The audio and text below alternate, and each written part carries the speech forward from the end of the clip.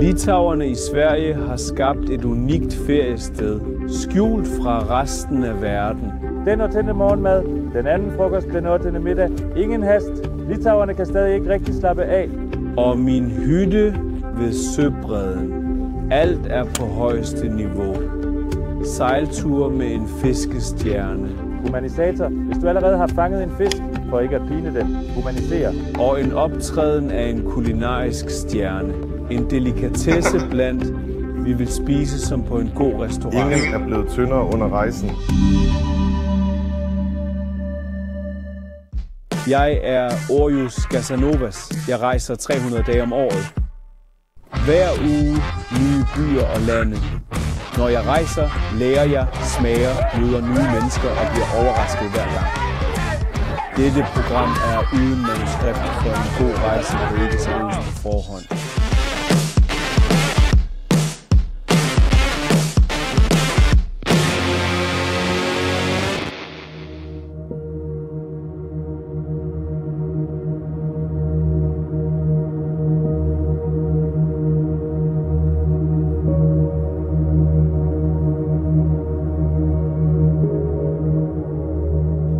Omkring en times kørsel fra Göteborgs centrum befinder du dig midt i naturen.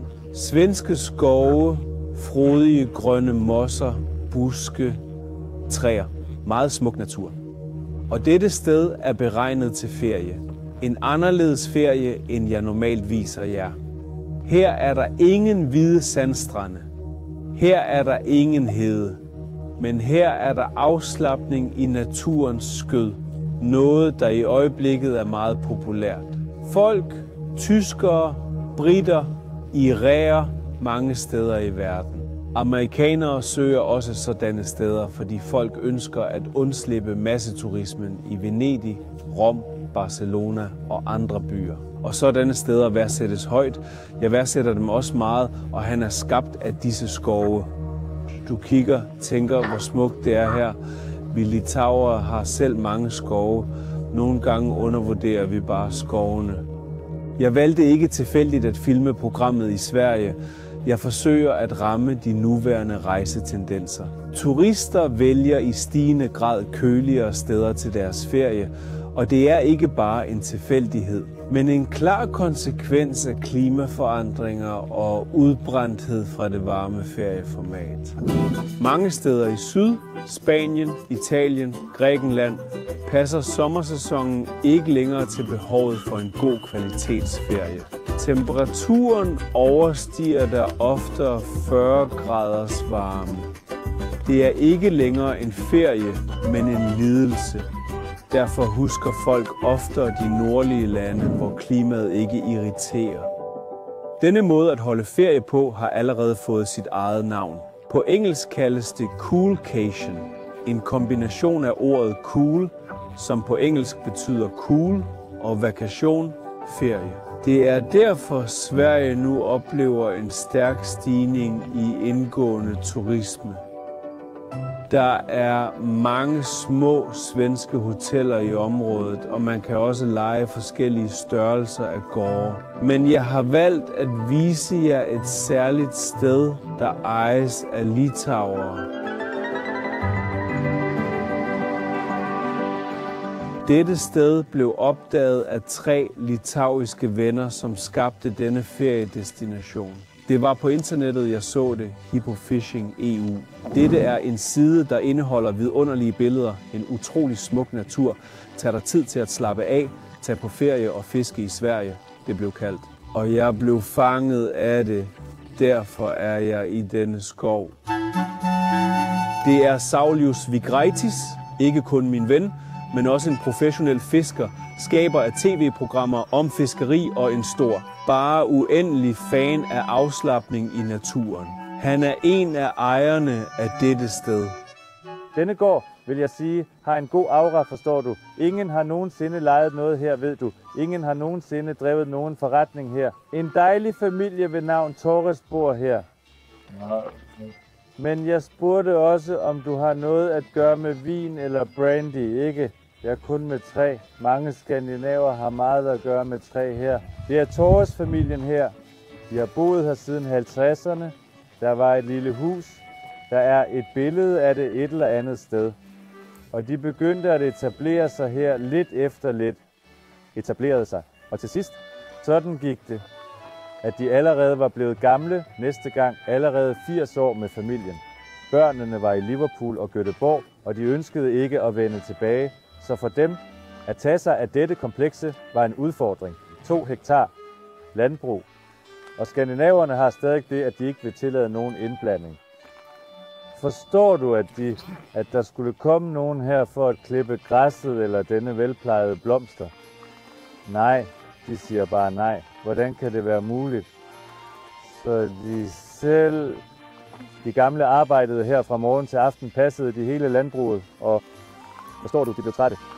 Så de besluttede at flytte 100 kilometer væk til en anden smuk sø, kanal. De købte det, og de flyttede derhen. Vi overgav os det, men vi måtte stadig opfylde kravene. Saulius siger, at det var som et mirakel at finde et så velholdt og omhyggeligt plejet sted til salg. De tidligere ejere tog sig god tid til at vælge til, hvem de ville overdrage det hele til. Alle kandidater skulle skrive deres visioner, hvad de planlagde at gøre her, og om de lovede ikke at ødelægge noget. Saulius og hans venner og partnere lovede at fortsætte med at pleje alt, som de fandt det, at bevare ånden fra de mennesker, der boede her før. Hun føler sig på hver eneste hjørne.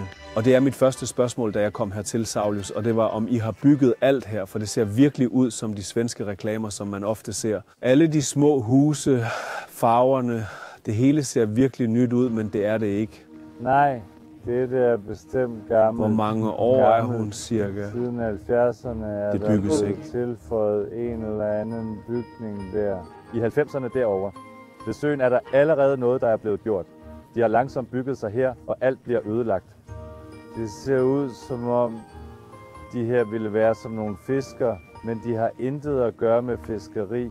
For Lithuanians, this area that Saulius describes as a non-farm, not a hotel, but a fishing base, is reliant on the years gone by. Men i et halvt år gjorde de klar, forberedte sig, og først i foråret begyndte de at tage imod gæster fra Litauen. Det er vigtigt at nævne, da alle, der nu kommer her for at holde ferie og fiske, kun er litauere. Saulius griner og siger, at Sverige snart bliver som Tyrkiet, fordi det er meget nemt at komme hertil. Jeg plejede at rejse andre steder, både til Finland og til Sverige. Og på en eller anden måde, når man sammenligner Sverige med Finland, jeg kunne bedre lide denne lokation. Og forbindelserne er enklere her. For der er en meget bekvem færge fra Klaipėda, og der flyver også et fly. Til Finland skal man allerede tage færgen, hvis det er med skib, hvis det er til Tallinn, og den afstand er allerede... Alt er meget gennemtænkt her. Det er nemt at komme hertil fra Litauen. Saulius, som betragter sig selv som en rejsende, udtaler, at det sted han og hans kolleger har opdaget, er perfekt for enhver, der elsker naturen. Der er ingen store byer i nærheden, kun skove, søer og små bosættelser. Med andre ord en oase af ro. Her er 3 søer samlet. Aha, Usunden, som man siger. Sunden, Usunden. Og de 3 søer er klart steder, hvor man kan svømme. Ja, tak. Så det er ikke rigtig så stort her. En masse, du ved, men Kaunasøen, sådan forestiller man sig et sted. Ja, der er steder at svømme. En uge bliver ikke kedelig. Jeg ved ikke, hvad jeg skal lave her. Og jeg vil sejle ud. Desuden er det omkringliggende område fyldt med søer. Det er et land af søer, Sverige. Jeg bemærkede, at vi nu kørte ind og passerede et par biler med trailere, som formentlig kørte ind til nogle søer. Det er de nærliggende søer, hvis du vil se dem, og hvis du vil være turist, så er det ikke nok at sidde her alene ved den lille sø. Hvis man vil køre et sted hen og se, hvordan svenskerne bor, så er det de små huse, den natur. Det er bare muligt inden for en radius af 20, 30, 80 kilometer. Det er utroligt her. Der er ikke nok tid i livet til at besøge alle de søer og prøve de forskellige fiskerier her. Nu er en meget vigtig ting. Overnatning her, det er ikke et almindeligt hotel. Det er ikke almindelig landturisme. Her er en helt fantastisk model, som I har fundet på her. Ja, jeg plejede selv at rejse, og for eksempel stødte jeg altid med et problem. Eller der var nogle dårlige skibe der, men der er et smukt hus, ved du. Der er et smukt hus. Man har lyst til at spise, ved du. Selv den hverdag. Det blev allerede kedeligt, ved du. Så er der altid rod i huset. Alt er smidt rundt. Det køkken er rodet. Nogle fisketure. Tak. Efter en gåtur i naturen ønsker man sådan en ro, renlighed lige præcis. Man længes efter æstetik, ved du. Og ikke der, hvor alt er smidt rundt, ved du. Hvis der er en særlig mandlig virksomhed, så er den virkelig kompliceret. Processen og alle de nødvendige dele manglede. Efter mange år med at organisere fisketure i forskellige lande, siger Saulius, at han har lært meget og har skabt noget her, som han er meget stolt af. Ikke kun for dem, der ikke kan leve uden fisk, men også for dem, der aldrig har fanget dem. Ja, og det er virkelig dejligt at føle, at man kan rejse ordentligt nu. Her er der ikke noget kunstigt. Alt er så med kærlighed. Og her er det ikke kun fiskere, forstår du. Og familier kommer her. Bedstemødre, tanter, små børn. Og vi lærer i fællesskab, og vi bruger tid sammen. Her, som jeg forstår det, så kommer du helt og holdent for at opleve en svensk livsstil. 8. morgenmad, anden frokost, 8. middag, ingen hast. Litauerne ved stadig ikke helt, hvordan man slapper af. Bemærk, du ved bedre om det. Rejser mere. Men du ved, hvordan det er. Når en hund vil, du ved, jeg havde en hund og kunne mærke, at den blev taget med ud i naturen, du ved, og den løber og blev sat ind i bilen, du ved. Hjulene og slap dem løs, der løber der. Ligesom litauerne. Sådan er litauerne. Forestil dig det som en slags fiskeri. Der kan du se dig hurtigt. Her kører vi derhen, ved du. Her står vi op om natten, står op, der kører. Så løber blodet fra næsen. Ved du, hvad du skal gøre? Ved du, man bliver træt? Og her er det fisk, ved du. Tænd for afslapningsfunktionen. Først beder jeg Saulius om at vise de traditionelle svenske hytter, hvor hendes gæster bor. Så Saulius, hvor mange værelser er der i alt i husene? Det er komfortabelt og behageligt. Der er 14 mennesker et eller andet sted. Der er 20 sovepladser, men hvis der kommer 14 mennesker og... Nå, det ville være godt at fordele det, ved du, man kunne gøre det. Flere kan være 2 i værelserne, de sover ikke. Der er mulighed for en tredje, hvis barnet. Når barn, der er 2 børn. Vi vil gerne have 3, så alt er efterladt ekstra. Og vores servicepersonale er stadig der, ved du, det er virkelig. Den model ved du, afhængigt af hvilken man vælger. Ferie med valgmuligheder. Vi vil nu vise forskellige værelser, hvordan man kan bo. Jeg synes, dette hus er meget, meget smukt. Ja. Saulius siger, her vil du se ægte svensk interiør.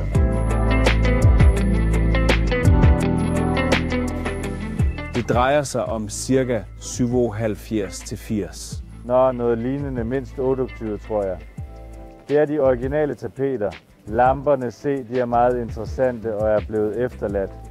Nå, og for mig er det mest mærkelige her, så den accenter, de er overalt. De kan godt lide de der trinetter, som vi kalder dem. Trinnet. Hvad er det? Hvad betyder det? Når sådan deres køkkener er så ekstra, det kaldes ekstra skjult med sådan en integreret. Med fryseren, se, her er skrald, så denne er indbygget. Det vil sige 3 i 1 enhed. Et køleskab, et lille køkken. Hvad er der i vasken? For mig er det mest overraskende her, at alt er så velbevaret, som Saulius siger. Jeg har svært ved at tro det, for i Sverige er klimaet anderledes, men her er det som i Litauen. Og her er der ingen muggenlugt, ingen særlig fugtighed. Hvordan? Når de har investeret en hel del i det ventilationssystem, som du ved er her et eller andet sted. Ja, det er skjult her, og det fungerer overalt. Når jeg er vant til... Se. Her burde man skrue op reelt set endnu.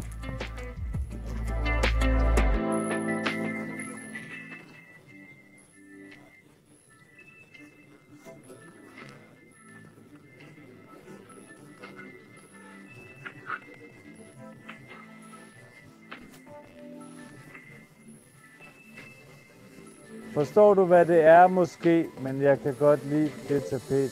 Det er virkelig godt. Nu, vi kan kun forestille os, hvordan det var i 76 hos os, og hvad der skete hos svenskerne i 80. Det her nu, det er som kosmos. Her boede pedanterne. På hoteller kan jeg godt lide at se hjørnerne, der ikke er blevet sorte. Her er alt perfekt. Jeg blev også overrasket, ved du, det var en fornøjelse at have med at gøre.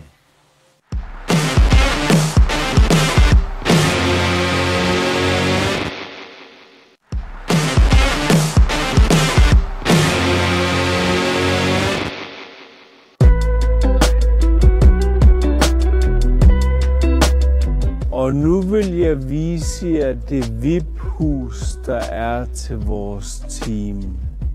Det lille hus, som indeholder sovepladser til sessioner, en personlig sauna med flere værelser og en spisestue. Kort sagt, alt er designet til at leve. Og det vigtigste aspekt er udsigten, der kan ses fra alle vinduer til denne vidunderlige søbred, og vi har en terrasse her. Terrassen er en kæmpe luksus fra Sverige. Det er en af de nyeste hytter, der findes i dette kompleks, bygget i det omkringliggende år 1999, som var betydningsfuldt. Alt er på det højeste niveau. Her er en lille terrasse til at sidde på. Hvis du kommer med venner, med familien, kan du sidde her lige under dine vinduer, adskilt fra alle andre, når du bliver træt af hele fiskerselskabet. Og her har vi vores egen private bro. Husk, at søen ikke kun er fiskeri, ikke kun smukt at se på, men folk kan også lide at svømme i søen. Her kan du bare tage afsted for at svømme, eller gå derhen. Velkommen til det svenske komfortferiehus. Her er det straks populært og ikke kun for gæster.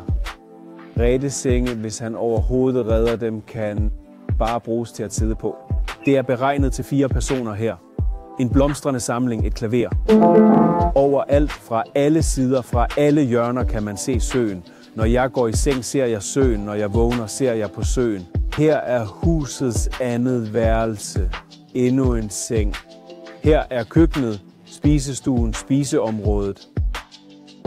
Selvfølgelig er der et badeværelse med toilet, så det er ikke bare et badeværelse.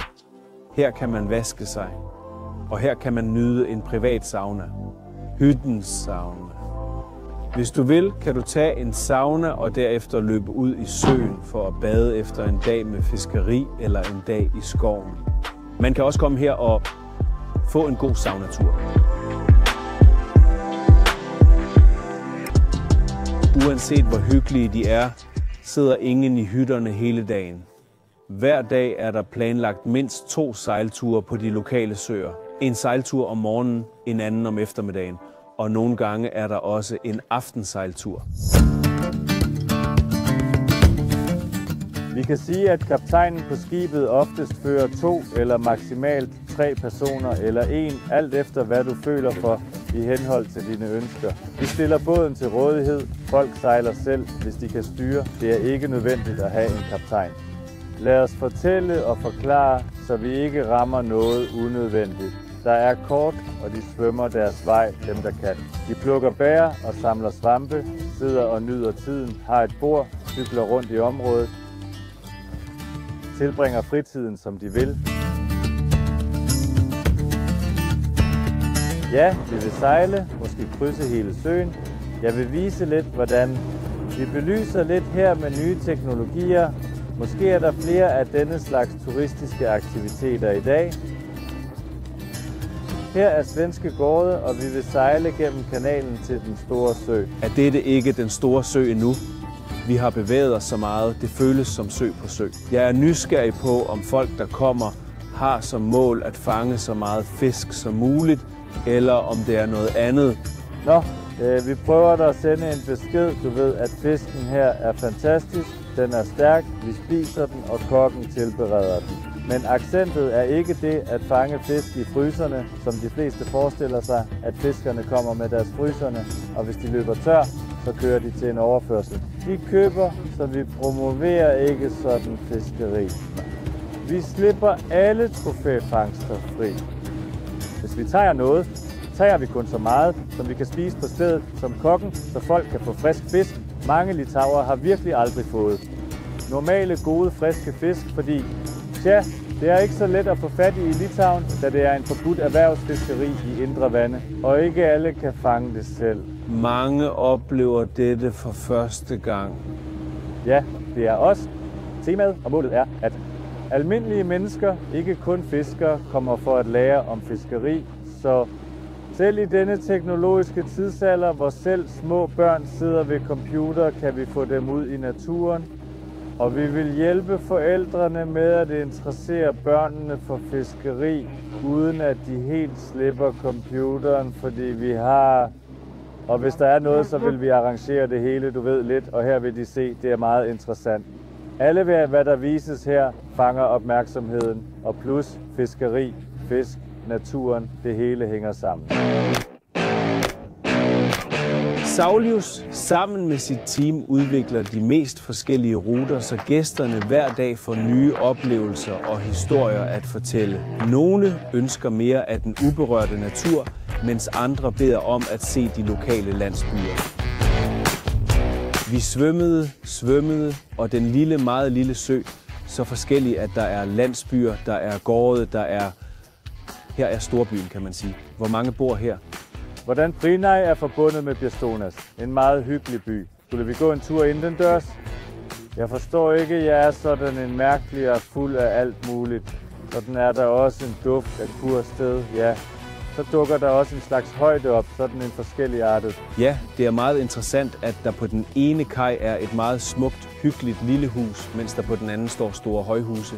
Sådan nogle ikke rigtig passende. Ja, det er noget moderne. Det er meget tydeligt, at arkitekten ikke var sikker på, hvilken retning denne by skulle bevæge sig i.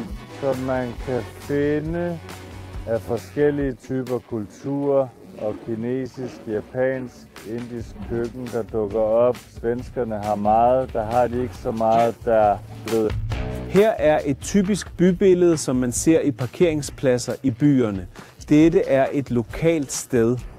Bådparkering, en stor marina. Det er tydeligt, at folk virkelig nyder at bruge disse søer og sejle rundt. De bor sandsynligvis i lejligheder, små huse, et eller andet sted, lidt væk fra vandet, så de parkerer her. Men hvad der interesserer mig, Saulius, er, at jeg er en hyppig besøgende på forskellige feriesteder. Dette er meget anderledes end forskellige steder som Monaco, spanske feriesteder, hvor der er de der yachts, hvor alt skinner af guld. Der er alle mulige navne, meget Dolce Vita, ja. Alt er enklere. Nå, skandinaver, ved du, at deres arkitektur og alt, inklusive Volvo, er minimalisme. Overdriv ikke. Lad være med at spille. Du kan ikke se, hvor mange penge en person har, bare ved at kigge på dem, hvor de bor osv., fordi de ikke vil vise det. Det er ikke det, vi snakker om. Ja, de lever deres liv fint. Se, de har en gammel båd. De elsker den, som de vil. Behandler den som et familiemedlem, og de behøver ikke at spille skuespil eller vise sig for nogen. Som i Monaco, Monte Carlo specielt, hvor vejen glitrer, der ved du kører gennem tunnelen, og du er der i taxaen, ved du Bentleyen kører forbi, ved du. Her ville alle straks genkende, at vi ikke er lokale. Ja, fordi kun de lokale professionelle fiskere, der har ambitioner, deltager i konkurrencer med en sådan båd. Eller dem, der arbejder inden for fiskeri eller skibsfart, der måske har sådan. Her er der flere, der elsker det. Men her er de mere til fornøjelse. Svenske fornøjelsesbåde, hvor plastik dominerer. En tur med familien, hunden skal med. Han elsker hunde meget. Og hesten ville sidde, hvis der var plads, for svenskerne elsker heste. Og hvis de fik muligheden, ville de tage dem med. Svedas, en svenskerfamilie, børn, hund og hest. Saulius er slet ikke til den svenske stil, tværtimod. Han kan lide det luksuriøse, moderne, nye ting, som jeg slet ikke forstår. Jeg bad ham fortælle, hvad der er specielt ved hans båd, og hvad han altid tager med sig, når han sejler. En elektrisk motor, der udfører anker- og sejladsfunktioner. Det er uden tvivl den bedste løsning, jeg kan tilbyde. skibsfarts- og fiskerientusiaster. Er det en nyhed? Man kan sige det relativt, når man er 10-15 år gammel måske. Jeg ved ikke sådan. Nå, relativt. Han gav adgang, ja, til de punkter 5. Han har en kontrollenhed her. Han bandt sig til den motor og se der. Han er allerede sat i, så jeg er med ham. Jeg kan sejle. Ser du? Jeg har haft 6. Grundlæggende kan vi sejle med den. Så jeg sejlede. Ingen løb, ingen summede. Og han sejlede. Og se, der er en ankerknap. Hvis jeg for eksempel ser et smukt sted, ønsker jeg at nyde udsigten, eller hvis jeg ser en fisk, der svømmer og holdes af GPS-signalet, så er det som om, at de er bundet til det sted i renhed. Ingen reb er nødvendig. Saulius er en af de mest berømte fiskere i Litauen, der har glædet fiskere med sit program i 15 år. Sake. Så jeg er meget interesseret i, hvad en professionel fisker har med sig, når han drager ud på havet for at fiske. Hvad er et must? Hvad er der sket med dig? Hvad er det vigtigste? Ja, her har jeg min egen katamaran, og jeg har tilbragt lang tid med at sejle. Perioden, jeg finder på alle mulige interessante ting, og der dukker altid nogle misundelige op, som skal være på båden. Der er en taske. En taske. Når jeg for eksempel guider eller går over til en anden sø for at lære nogen om en båd. Her samler jeg alle mine forskellige lokkemidler og kommer kultiveret med en lille portefølje med kasser pakket. Ved, handsken er i god stand. Den svenske version er også blevet opbevaret fra vores lille hus. Min ven Ignas Miskinis, som lavede den sydlige krønike som instruktør, han restaurerede, hans hobby er knivrestaurering. Hans hobby er knive. Se, det er hans kniv. Dette våben er meget interessant. Hvad er det? Jeg så, at der er sådan nogle baseballkapsler ved vores små huse. Er det baseball? Her er en ejpinde, ikke en baseballbat. Der bor mange bjørne i Sverige, og især når det er nødvendigt, om man skal svømme til øen eller til kysten, så er denne stav til at forsvare sig mod bjørne, så de ikke griber dig. Det er faktisk en humanisator. En humanisator, den hvis du fanger en fisk, så den ikke lider i iltmaskinen. Humanisator. Ja, er det sådan et udtryk? Ja, det er et fiskeriudtryk, humanisator. Hvis man er blandt sine egne, så vil man sige det sådan. Vi kan prøve. Lad os gøre det. Tidligere i medicin som... Er det muligt at vise dette? Ja, dette er etisk set stadig noget.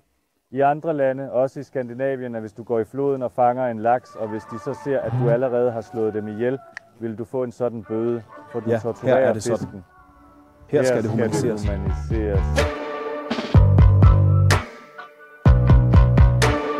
Og der er en blæksprutte.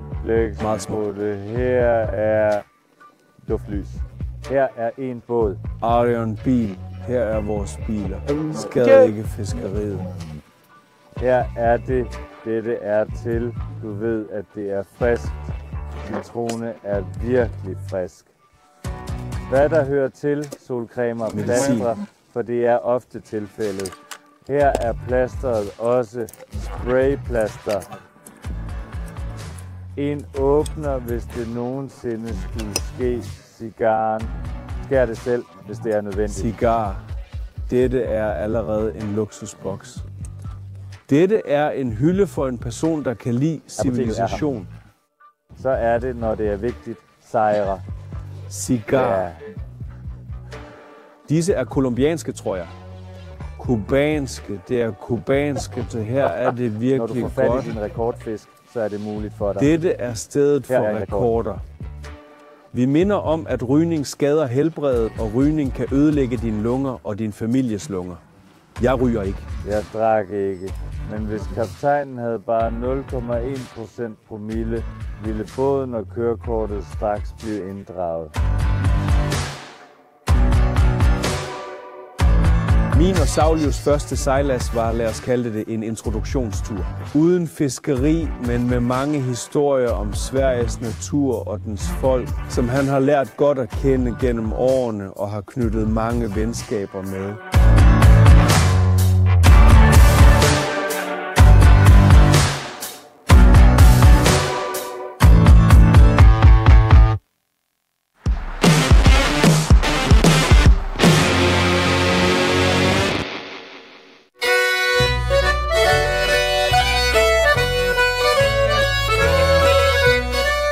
spisested er kernen i vores private fiskerlandsby, hjertet, det centrale, hovedkvarteret, motoren. På et hotel vil det være receptionen, registreringen og spisestedet, restauranten. Dette er et samlingssted for de omkringliggende maskinmænd, der bor i skurvognen. Vi mødes alle her, og dørene er altid åbne.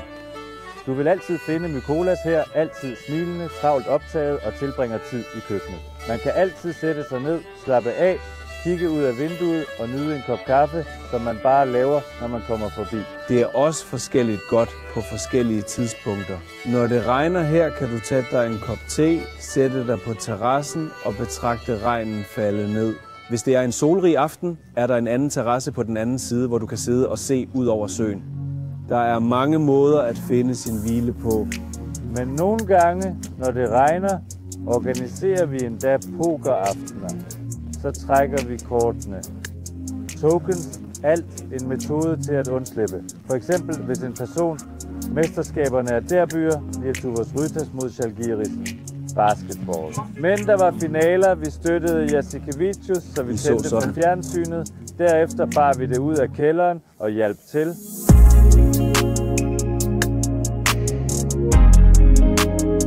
Reglen for huset er at tage skoene af og gå barfodet med strømper eller slippers. Det skal være hvide strømper. Hvide strømper. Her er der bevægelse af de hvide strømper. Dette sted er meget vigtigt, fordi de fleste, der kommer tilbage fra fiskeri, en tur i skoven fra alle steder, stopper her først for vand, te og kaffe. Alt er klar til at aktivere stationen. Alt er i orden, der som på de bedste hoteller. Og her er en vigtig ting. Hvordan kalder solen dette? Forstår du så, hvordan vi tænker på at dekorere hele dette rum? Og på en eller anden måde bad de tomme hvide vægge om en form for skønhed. Og jeg tænker, for fanden, vi skal begynde med noget i stedet for nogle billeder. Alle disse vægge efter denne sæson. Hvis bare næste år. Du vil se, at alle disse vægge vil være dækket helt meget smukt. Hovedrummet, det er virkelig meget smukt sted og meget smukke udsigter åbner sig gennem vinduerne. Der er også en gårdhave, hvis man ikke har lyst til at være indendørs, og man vil ud og nyde den friske luft, kan man gå til bordene. Til gården, hvor dørene altid står åbne. Her går vi rundt i cirkler. Hvem nyder en kop kaffe, og hvem kommer konstant tilbage for at tage en småkage, som her fyldes eller fyldes? Kunne de ikke fylde? Jeg ved ikke, men der skal bygges et bageri, der småkager er meget populære. Nu vil jeg præsentere en anden meget vigtig person på dette sted. Det er en professionel kok, en virtuos i køkkenet, en madblogger og ejer af restauranten Elk i skoven i Širvintos, Mykolas Lučiūnas. 3 gange om dagen er han ansvarlig for alt inklusive måltider, som hver gæst modtager ved ankomst. Han er skyld i, at mange mennesker... Efter rejsen forbinder man det med lækker mad.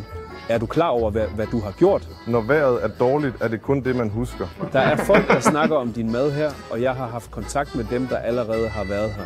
Det er dem, men dit køkken siger, at dette er en restaurant. En restaurant, der er helt rigtig. Sådan et ønske var der, at restauranten... Her tilbereder du retter, som man faktisk kan smage hos dig. Noget kan smages, noget kan ikke. Det, vi laver på grillen, kan næsten alt smages. Som i dag for eksempel vil vi lave lidt italiensk, så sådan har jeg ikke lov til at røre. Du laver ikke litauisk her. Her laver du alt fra solen. Her ser du nu Mykolas lille køkken, hvor han lavede retter 3 gange om dagen. Ligesom en rigtig all-inclusive. På hotellet er alt inkluderet, morgenmad, frokost, middag. Folk får deres middag her. Ingen er blevet tyndere på rejsen. Michael griner, da han kom til Sverige ved en ren tilfældighed. Han havde nemlig helt andre planer for sommeren, som han nu må ændre. Men de mødte solen ved et tilfælde og indså, at det ville være sjovere at bo her. En dag kørte jeg til Vilnius for at hente forsyninger med en lånt bil til leverandørerne. Og Saulius lagde mærke til min annonce på minibussen. Og han ringede så. Den dag kunne jeg ikke mødes. Næste dag tog jeg til restauranten, vi snakkede. Og så måtte jeg flytte til Sverige. Hvordan reagerede du på tilbuddet? Skal vi til Sverige og lave mad? Ja, det er meget enkelt. Det er en base for konkurrencer, vi leder efter en chef. Og vi snakkede, tænkte over det, og sådan blev det. Ja. Vidste du overhovedet, hvorfor du har været i Sverige? Ja, min bror boede i Göteborg, så jeg kender området godt. Alt passede, broren levede. Livet er mange ligheder. Mykolas hovedopgave er, at den mad, han tilbereder, der skal være på restaurantniveau. Han kan lade være med at spare på ingredienserne, han kan bruge sin fantasi og kulinariske viden, men vigtigst af alt, høj kvalitet. I starten lavede jeg en menu, sendte den, så måske ændrer vi det. Og når det kommer af sig selv, lavede vi ikke noget. Fra den menu var der ikke en ret. Samler du retter baseret på folk til eventyr? Ja, du kører, kigger efter produkterne, hvad der er sjovere, ved du tænker på noget. Det er mere interessant, at det ikke er det samme igen og igen. Vores første frokost, som du siger, til fiskeribasen, og her dufter allerede af Italien. Nu bliver der en madlavningslektion. Hvad skal vi spise? Vi skal nyde en lækker pureret tomatsuppe og en klassisk italiensk ret. Alt er italiensk. Carbonara pasta. Den purerede tomatsuppe er lækker. Så du har allerede lavet det her fra puré? Ikke af tomater, grøntsager, selleri, gulerødder. Du steger alt meget godt. Værdi og trini. Da vi kom, så jeg, at du var kørt. Du kørte til butikken, så du kørte til butikken hele dagen. Og hvad leder du efter på tilbud? Ja, nej, nogle gange en, nogle gange to, vi ser. Hvad der er mest interessant at købe. Fordi i Sverige er der ret begrænset udvalg af sådanne produkter. Helt sikkert. Basis for all meats, everything is frozen. Det er meget interessant. Hver dag ser vi, du ved. For eksempel, hvis du vil lave paté, kan du ikke bare tage afsted, købe og lave det. Du ved ikke, om det er For du ved ikke, om det ville være mindre. Det er mindre end i Litauen. Men det er meget interessant, at alt er frosset. I det mindste kød ved du, at det måske er mindre spild. Der er ikke sådan en kødsektion, men sådan som hos os, hvor der er 10 meter hylder. Det er der ikke. Priserne for alle. Det mest interessante er Sverige og Litauen. Til sammenligning. Grøntsagerne er de samme, men kød er dyrere. 23%. Fiskene er dyre. Der er mange, men de koster stadig meget. Wow, så fisk er en luksus for os. Og grøntsager, der er forskellige snacks. Det er det samme, som vi var. Tag et kig. Sådan ser en pureret italiensk tomatsuppe ud. Og nu drager vi hen til dem, som du kalder mennesker, beboere, til gæsterne. Vi skyndte os. Vi bærer klassiske italienske carbonara pastaer, som Mykolas tilberedte, fordi nogle litauere, der boede i fiskeribasen, bad om det. Han kan godt lide, når folk har ønsker. Han forsøger at tage hensyn til dem. Især siger han, når ønskerne er så lette at opfylde. En tredjedel af siden er faktisk til pynt, og hæld den resterende sauce i. Det gør det sjovere at drysse, så det ser bedre ud. At udsmykke dit køkken er en vigtig opgave. Smagen først og retten, men det er vigtigt. Vi prøver at gøre det pænt. Ja, manden spiser og ser. Særligt når du skaber kulinarisk indhold på Instagram, så ved du, øjet skal være i en fremragende tilstand. Da jeg var her, talte jeg med Saulius i telefonen og spurgte, om jeg skulle købe meget mad. Han sagde, at jeg ikke skulle købe noget, da vi får nok mad. Se, vi fisker. Og på rejser var det ofte dårlig mad, der udgjorde størstedelen af ubehaget. Så hvad er det?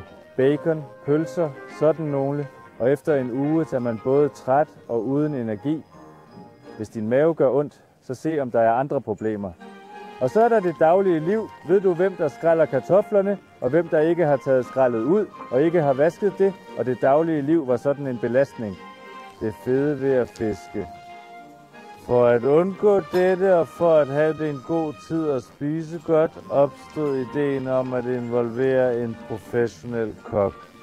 Mykola til at lave lækker, god, afbalanceret og kvalitetsmad. Her er dagens portion pasta. Før det spiste vi suppe.